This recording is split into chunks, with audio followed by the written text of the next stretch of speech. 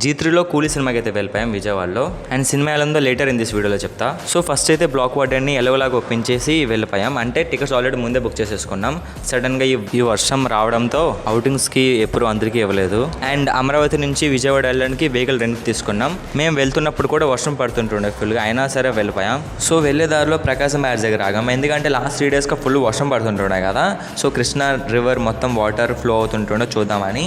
And ఈ reason వల్ల అందరికీ అవుటింగ్ కూడా పర్మిషన్ ఇవ్వలే. సో మేము వెళ్ళి డైరెక్ట్గా వాటిని కాలని పడిపోయాం. అంటే నేను కాదు, వీళ్ళు.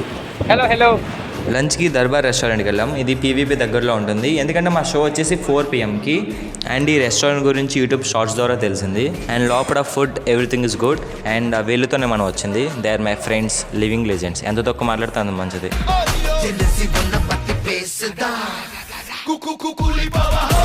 బిల్ ఏంటి ఎంత ఉంది?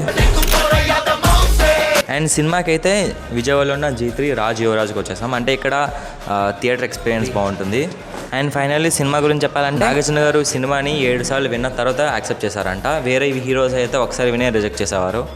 అండ్ సినిమా అవడానికి నైట్ 7 అయిపోయింది. అండ్ నెక్స్ట్ పీవీపీకి వెళ్ళి మా ఫ్రెండ్ గడు ఏదో బుక్ తీసుకోవాలంట. రాముడు మంచి బాలుడు అంటాడు కదా, అది వీని చూసాక పెట్టినట్టున్నారు ఆ సెంటెన్స్. సో అంతే, నైట్ కాలేజ్ రిటర్న్ అవ్వబోడికి 11 అయిపోయింది. Okay then bye.